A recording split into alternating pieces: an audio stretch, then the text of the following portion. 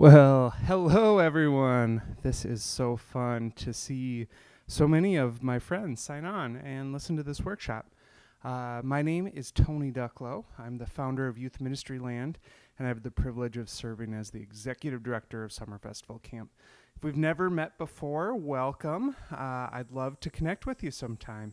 If we have met before, what a strange time. And I'm glad we could have a moment to connect in this weird pandemic world. If you are anything like me, I'm guessing you've been trying to figure out what is the fall going to look like. I'm guessing if you were to sign up for a workshop like this, you are trying to figure out, what am I going to do this fall? Well, my hope is to share with you kind of a mental model, a way to think about this fall, and also some tips and some hot takes and some ideas to kind of help you get the ball rolling. So, if you've anything like me, I bet your fall has, or when thinking about the fall, has felt a little bit like this.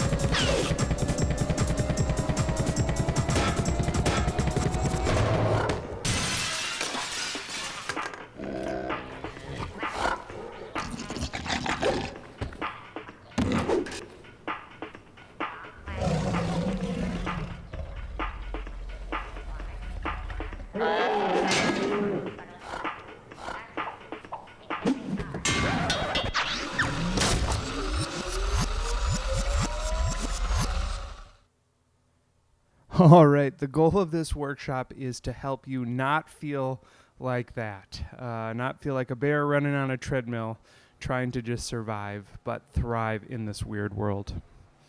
Okay, a couple hot takes that I have on what's been going on. First off, no one knows what is going to work this fall in youth ministry. Anybody who tells you that they do is probably trying to sell you something, or perhaps they're an expert trying to make themselves feel really confident, or perhaps it's they're just disillusioned. But the honest truth of the matter is no one knows what is going to work, including me. There are no silver bullets at this point. If anyone is offering you a silver bullet, perhaps they're in the business of selling silver bullets. So, that being said, I don't think everyone out there is malicious or bad. Just the truth of the matter is no one knows what is actually going to work this fall. I do know this, that it's time to throw out last year and last decade's game plan. What we've been doing for the last few years is probably not going to work.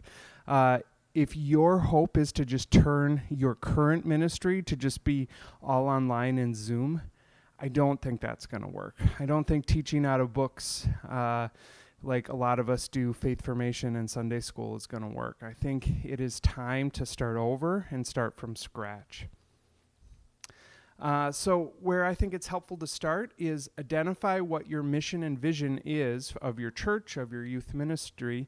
Review that, or if you don't have one, pick one, because that's the starting point, the true north on how we're going to make programming decisions for this fall.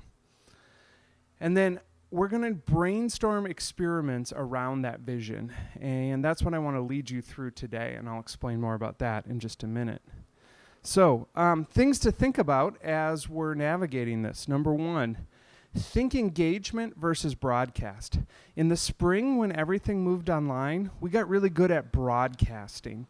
Or we at least got okay at broadcasting, right? We moved our services online. We moved youth group online. But so little of it was communal, back and forth. It was, here, listen to this thing, watch this thing, very little participation.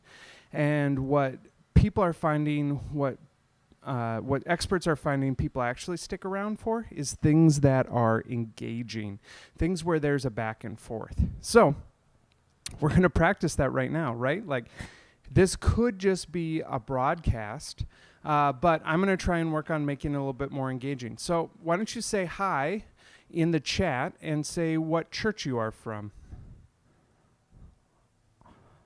Now, that is a very low stakes engagement. That's all we're doing. I don't think that's going to be enough. But that's a step in the right direction of thinking engagement versus broadcast. I also think we have to think small and intimate. Gone are the days of 100-person, 300-person events where we get a lot of bang for our buck. I think ministry this fall is going to look like small groups of people, maybe gathering in person, maybe gathering online, but creating small and intimate spaces. I know for sure online, the bigger the group, the less likely I am to participate. I feel less known in it. So small and intimate is something to think about. Also, short and punchy. I got a lot of questions why this workshop was only going to be a half hour. And the main reason why is because that's about all people have attention for. I want the TED Talk version of your sermon. I want the 3-minute youth talk, not the 19-minute youth talk. The shorter and punchier, the better. Give me something that's easy to digest quickly, and give me more constant and churned out content. Short and punchy is the key. I don't think hour-long teaching sessions are going to be helpful this fall. I think we need to do some of the stuff like that the sticky faith people were talking about a decade ago. And one of those is setting up family to be faith leaders. If you're trying to think of who are my teachers, who are my leaders, how do we include the family who is the primary person in the students' lives right now?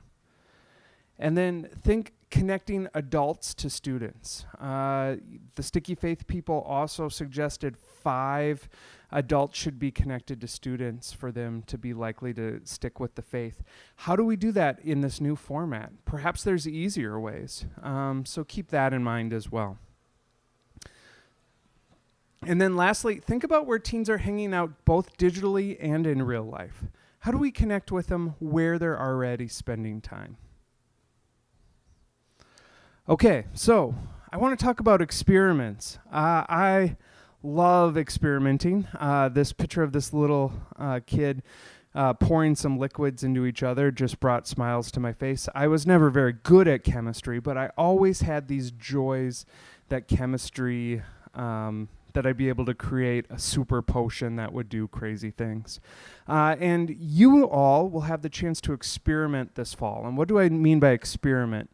Well, I want you to think of programming that you can try. Programming that may or may not work. Take the value out of this is going to work and just what could work. And so we're going to brainstorm a bunch of experiments today of things that might work, could be really effective. The flip side of that is they could not be successful. No one could show up. No one could engage with them. But when we use the language of experiments, it takes the pressure off of them to be successful. Instead, we're brainstorming experiments, we're running those experiments, and then we're analyzing the results of those experiments. Pretty easy that way in the fact that you're going to try stuff, you're going to see what works, and you're going to analyze why it worked, and you're going to learn from it. So I would, in your communication with people, call your programming experiments this fall. That way you can easily change what isn't working. Nobody is like, well, you said this. No, I said it was an experiment. We learned from the experiment that that's not helpful right now, so we're going to try something else. I think that language can be really helpful. Okay, so we're going to talk about brainstorming now, and brainstorming is something that some people love and some people hate. And my guess is that you've either been part of a really good brainstorming session or you've been a part of a really bad brainstorming session, or more likely both. And so what if you say, Tony, I'm just not that creative? Well, I want to tell you, friends, being creative is like a muscle that you can work out. So it's not necessarily an attribute, it's a skill that you can learn. And there's kind of three basic building blocks to being creative. One is copying. Hey, I saw somebody do this event. I'm going to try it over here in my context. Then there's transform, taking an idea you saw and tweaking it, changing it some, making it your own. And then there's finally the third one is combine, is taking a couple of ideas and merging them together. I'm trying to think of when the first drive-in movie was, probably sometime in the 40s or the 50s, and they took the idea of, I really like being outside, and I like the idea of watching a movie. How can I combine those things? So those are kind of the building blocks of creativity. Now, in order to have things to copy, transform, and combine, we need to talk about soaking. Soaking is the process of just consuming and capturing ideas of what is out there. What are people doing? What is adjacent to this? What are things that have nothing to do with youth ministry that maybe could influence or shape youth ministry? So I love to, before a brainstorming session, I have all of the participants spend at least an hour, if they can a couple hours, soaking. Trying to just see what's out there and consume all sorts of things and write down ideas that could go back to these building blocks of copy, transform, and combine. You need ideas to be able to do those. So, places that you could soak for a couple hours as you're thinking about this fall. Surfing the youth ministry blogosphere. There are hundreds of blogs out there, all with brilliant ideas. I'm particularly fond of some of the Young Life folks' blogs. Young Life Leaders Now, I think, has some great, interesting ideas.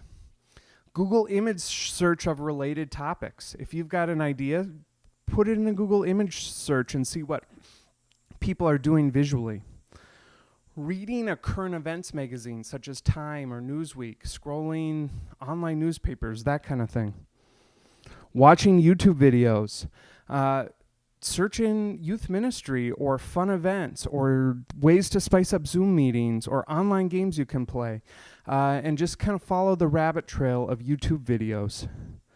Podcasts by event pros and other adjacent folks. Priya Parker wrote a book called The Art of Gathering, and then her book was being released, and then the pandemic happened, so she released a podcast all about events that she was helping people move online and think creatively. Really great ideas in there about helping people engage. Catching up on Facebook posts of one of the great youth ministry communities. I think there's a dozen of them or so that I'm a part of. Download Youth Ministry Group or Youth Pastors Today, just lots of them that you could join and just see what people are doing. Or post a question. What's one thing you've done this summer that worked really well? What's one thing this fall you're excited about?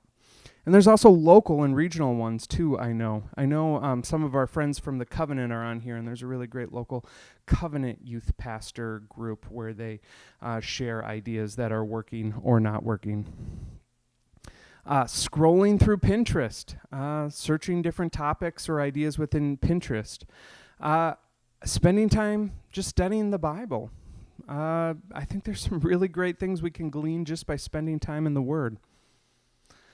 Scouting out what's hot aisle on Amazon. I should have put aisle in quotes. I know there's not really aisles, but just seeing what are people buying on Amazon. What does that tell us about where we're going as a world? Pick the brain of a colleague or mentor. Lots of great people on here. And I'm going to do that right now. We've gone through a list of places you can soak. Why don't you share in the feed one of your favorite places to soak or a place that I missed? Love to see what you're all thinking. Facebook groups that aren't connected to youth ministry. I'm a part of both an escape room group and a DJ group, and I tell you, I get a lot of ideas for youth ministry out of groups that are adjacent or not connected to youth ministry at all, but seeing what other people are doing to navigate this. And I always love going to researching the website of an inflatable or fun rental company. I always think they're doing really interesting things. Okay, so You've just spent a couple hours soaking, right? Just absorbing what's out there. And hopefully you've got a team around you who you can also have soak, some other volunteers, some parents who care, your pastor, somebody else who you can do this with, a couple of other people. So what's the next step? Okay, so this is my favorite kind of brainstorming model. And I know what you're saying right now. Tony, you said this is a creativity presentation. This is the most boring slide I've ever seen. Don't worry, I'll put it in space. Okay, there we go. So brainstorming. I like the process that Walt Disney kind of came up with, this idea of dream, focus, spoil. In my context, we often name it in the idea of rooms, of an attic, a living room, and a basement. But in the dream or attic phase, you spend time focusing on kind of your blue sky ideas. There's no idea that's too expensive, too dangerous. Parents wouldn't say yes to. Your leadership team wouldn't say yes to. Just this wide open. If you could just dream, what would you do? And the reason is that we do this is because they've found in product development, especially the Airbnb folks came up with this, is that if you start dreaming about how grand an experience is, when you get to the more reality phase, some of what is realistic gets pushed out a little bit more. And it's okay, what is the 10-star Airbnb experience like, right? You get off a plane, it's like the Beatles, people are cheering your name. You want to take surfing lessons, they have a surfboard and they have a surfboard pro. The best surfer in the world is going to teach you for the next 3 days, right? That's crazy. That's not actually going to happen. But all of a sudden, finding an Airbnb that has a surfboard and the owner knows somebody who can teach surf lessons, all of a sudden that becomes just a little bit more realistic. So you take that dream phase, right? You brainstorm, there's no wrong answers, nobody blocks. That's a key too within brainstorming, especially in the dream phase, is nobody says, well, that won't work or that can't work. All of that language is off the table. In improv, it's called blocking, where there's no idea to go, nowhere to go from there once it's blocked. And the problem with blocking, especially in the dream phase, is it doesn't create this community of safety, of vulnerability, where you can throw things out. So instead of blocking, you say yes and, right? You build on other people's ideas. So you take the ideas that you've soaked up, you think about how can I copy them, how can I transform them, how can I combine them, and you throw them up on a whiteboard, Post-it notes, whatever you want to do in kind of the dream phase. Then you circle back and you go to the focus phase or the living room. And you talk about what's realistic. How could we actually do that? What would that look like? What would it take? And you spend kind of the realistic moments of not what's going to go, what could go wrong, but what would we actually need to be successful and pull it off? And then finally, you move to the spoil phase. And I like to break these sections up. I like to put people in different physical spaces if we're together for each one of these to kind of put on the different hats. And the spoil or the basement phase has a lot to do with what is the worst that could happen? What's the bad ideas? What's the problems? What are the biggest risks? What are the weaknesses and the threats of this idea? And then you kind of circle back around with as much time as you have. So that's kind of the idea of brainstorming that I really like, and it kind of produces some really great ideas. The reason I think the spoil idea is really important is I'll illustrate this with an example we did at Summer Festival Camp about 8 years ago. It was the height of zombie fever when everybody was doing zombie stuff, Walking Dead, people just loved on TV. So we decided we'd invent a game called Zombies. And Zombies was a super creative game, but we made a few mistakes. One is we hired a gal from the Trail of Terror to do the makeup. And our zombies, our volunteer staff, were turned from normal humans into crazy, horrid creatures that you could hardly recognize. We thought it was a really good idea at the time. We thought having these zombies chase kids in the dark. We thought we didn't have enough zombies, so we invited a bunch of volunteers of people they've never seen before to dress up in zombie makeup and chase them. And we had not created a space where spoiling was safe and helpful, that people who weren't necessarily in leadership could speak truth to power. And a lot of people said, oh, we knew that was going to be a bad idea. And they were right. It created panic attacks. We had to send one kid to the hospital. Like, it was a mess. It was too terrifying, too scary, and we didn't create a space where creative feedback, negative feedback, constructive feedback could be heard. So all three are very important, is having the dreaming phase, having the realistic focus phase, and having the spoil phase to really strengthen and sharpen ideas.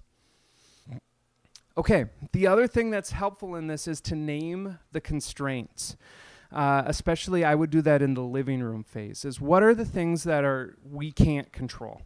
We can't control if parents are comfortable sending their students in the building or not. We can't control that there isn't a pandemic. We can't control our budget. Whatever it is, just naming those constraints, and perhaps not just the surface ones, but digging down a little bit deeper. Take a minute to list and write them out while you're doing this. I'm not going to have you put those in the chat. I'm sure that in this season is really easy for you to identify. But I think naming them lets you just understand what are the parameters that I have to work on, especially in that focus phase. But then, after you've named the constraints and you've taken the idea, ask this or finish this sentence. We can do that idea if we raise extra money.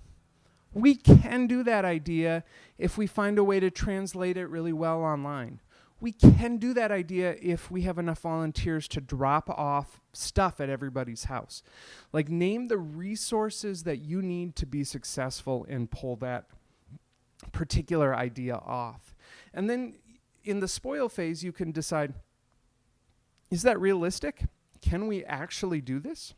I think that is what is helpful, is to identify what you can actually do. Okay, so this next section, I want to get really practical. We talked about kind of the soaking and the brainstorming. I want to do some soaking for you right now. I want to give you 50 ideas for experiments.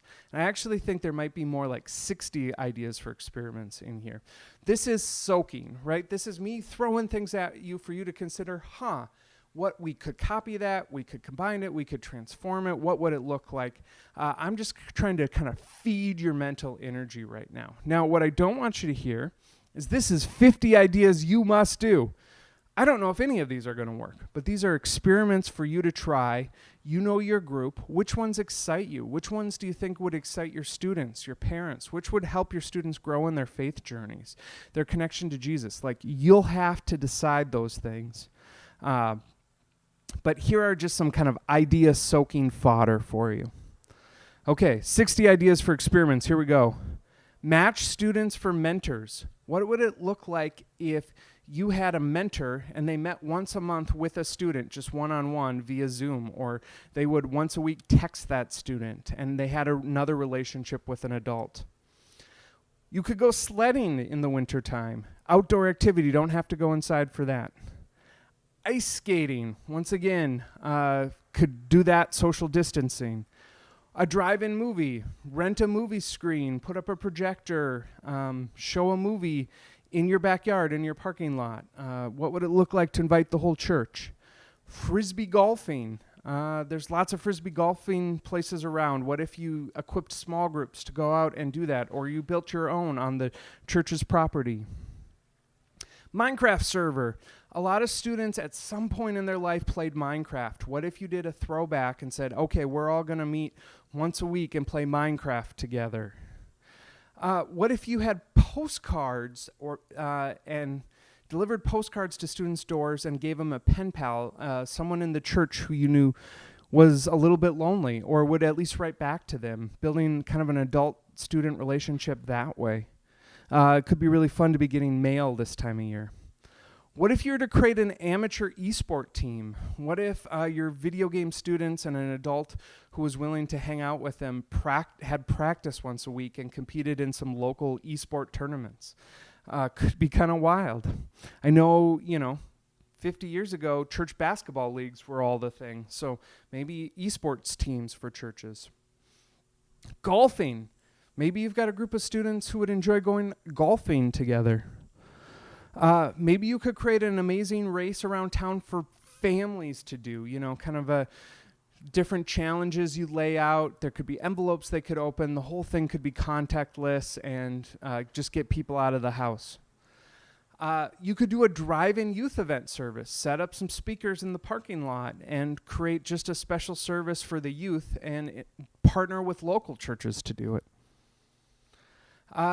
You could build some kind of game, app-based game that you could do around the church parking lot or around your town. Some great apps to look into: Goose Chase, Clue Keeper, Click a Clue.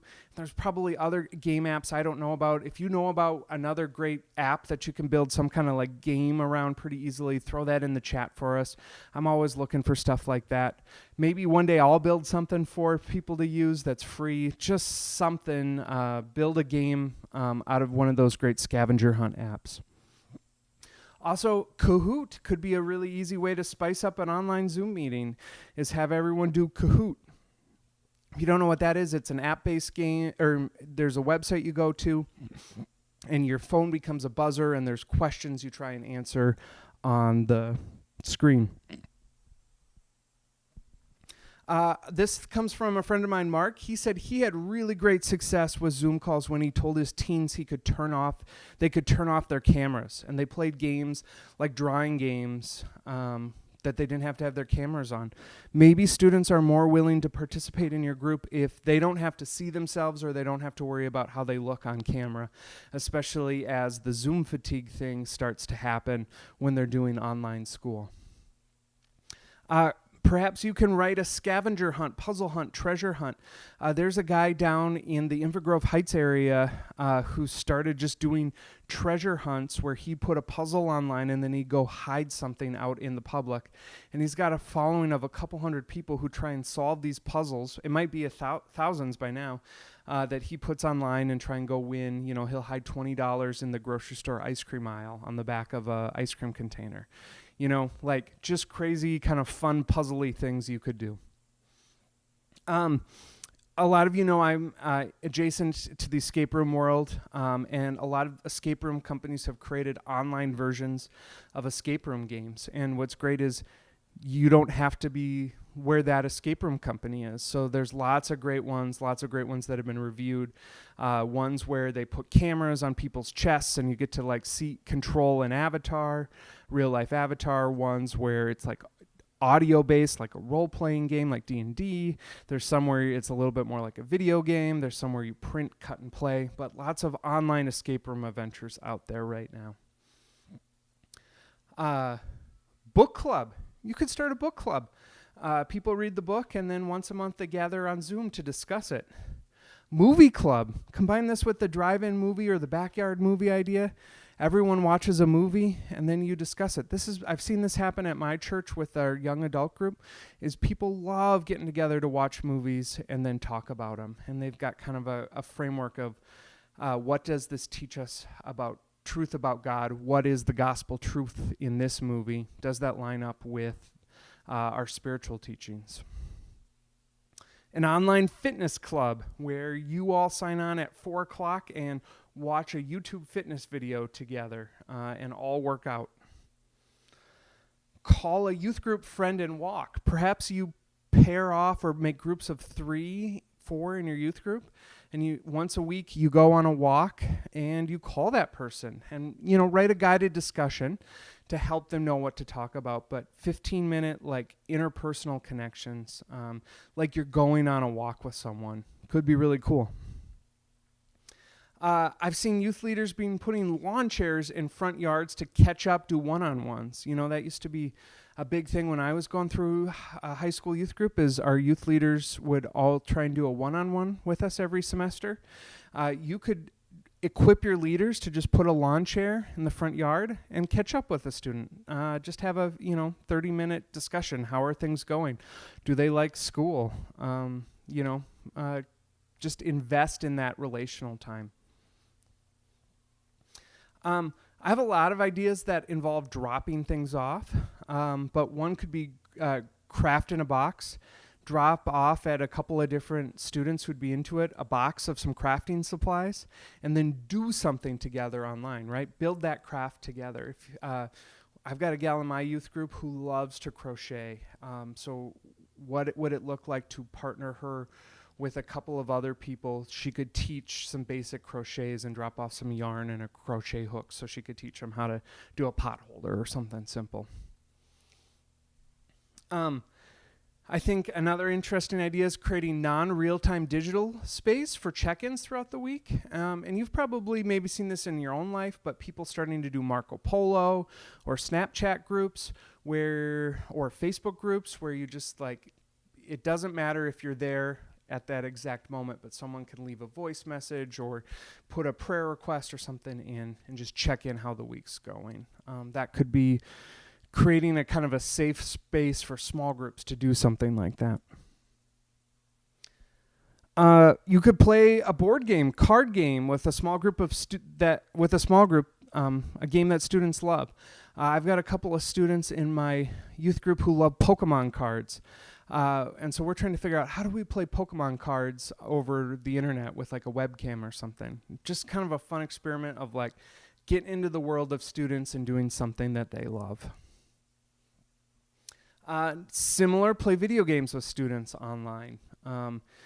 Perhaps you want to learn how to play Rocket League or Call of Duty or Minecraft, but just finding some time to play video games with students online as a way to connect with them. What's kind of fun about this too is sometimes you'll connect with students' friends as well, as you'll find yourself playing Rocket League on a small team of teenagers who are just learning the game too. And it's kind of fun, especially if you're bad at it, right? Because then they laugh at you. And there's some humility of oh, I'm not awesome. And there's some vulnerability that's built there. There's a website called cardtable.io that lets you play some sweet old school games. And you can build your own games on it. But you could play any card game. You could play cribbage. You could play checkers, just all sorts of fun, silly games on there that you could make. I've also seen versions of Cards Against Humanity. I've seen youth groups find tamer versions of that and get that loaded into there. But kind of a silly way to just play cards and do something online with people. You could have a film contest, right? You could film a bunch of people, which is kind of fun. Or have them shoot little 3-minute movies and do a premiere of all those movies and watch everyone's movies online together. Could be really fun. Similar idea is you could give everyone a scene of a movie like Toy Story and have them recreate it. This is one we're kicking around in my youth group, is how to do Shark Tank, where small groups create a video of pitches for money on how they love their neighbor. So they're given this assignment of, okay, there's $300 up for grabs on a way that you could actually love your neighbors and make a difference in your community. What would you pitch? What would that look like? And then have them film it, and then film, the sharks reacting to it, and then put that online and give away the money. Could be cool. Have food delivered to everyone's door. I don't know. We used to do pizza races where we'd order 2 pizzas and from different pizza places, and whoever got there first would get a really big tip. Maybe you could do something like that, or have food just delivered to everyone's door for one youth group night. Would be kind of a fun, silly surprise if everyone, is eating. I think McDonald's, right? McDonald's, you can do Uber Eats. Everyone gets a McFlurry or something silly. Perhaps you could create a text group around a spiritual practice, trying to get into it, a gratitude list. Every day you add to your list of things you're grateful for. And then you create a small group of students who you invite to do that with you, to kind of hold each other accountable. You could do takeout potluck in the park. You could do a socially distant bonfire. What would it look like to host a video game tournament? We talked about Rocket League, 3-minute, 5-minute games, have a bunch of people play. Could be an outreach event that you host online. I know there's trivia games out there you can buy. If you're really creative, you could write your own. But a game where people just listen to you read trivia and submit their answers via Google Forms. Create an event where someone wears a phone mount on their head and small groups control an avatar. This is an idea I love. I haven't done it yet, but I'm really excited for somebody to do this. Where we were going to call it robots, and you were a robot in the park trying to fix your spaceship, and students would have an avatar they controlled. I think this is a no-brainer, but create an online space where people can put prayer requests and people note that they prayed for them. In our camp group, we have a group, just a Facebook group where people put their prayer requests, and then after you prayed for it, you just like put a thumbs up symbol. I think something like that could be really great. Just space where students have a chance to pray for each other. On Sunday nights, if you've got a worship leader that students respond to, you could have them do a live concert. And students don't have to watch, they just listen as they're doing their homework or getting ready for the week, just to get, in that kind of spiritual mood. You could create monthly subscription style boxes with things to help students grow in their faith and drop those off. I think people just love getting mail and getting stuff in the mail right now or dropped off on their porch. And then use some of that stuff in part of your programming. Have a Zoom on while you all watch a sports game from your own homes. Are you loving the NBA Finals? What if you were to watch that with your students? You could also use art as a way to help people process their feelings, to talk about what's going on, and then create an online gallery with the art you created during a youth group session. You could drop off supplies at students' doors once again. You could have a masquerade outdoor silent disco where everyone had their own headphones, everyone was socially distant, and then they were just dancing like crazy. I think, this is a personal opinion, that's more living room talk, but you'd want them to wear a mask because you're going to be singing along to the music and you want to catch that germs, but that's completely up to you. You could do a cooking challenge over Zoom. Maybe you drop off all the supplies to make cookies and you all make cookies at the same time. You could create bingo cards of things to do. My wife created a ice cream bingo thing this summer, and she's been trying to hit all these ice cream places. Maybe you make a fall bingo card, and students are able to talk about what they do, what they've been doing. I know my friends up at Servant of Christ have had a lot of fun playing kickball with their students this summer. That's an idea. You could bring in a guest to each of your youth group, someone from your congregation, and then you could play a game about a fun fact with them. Maybe they have a secret hobby that nobody knows about. Maybe they don't know what job it is, and play a 20 questions game.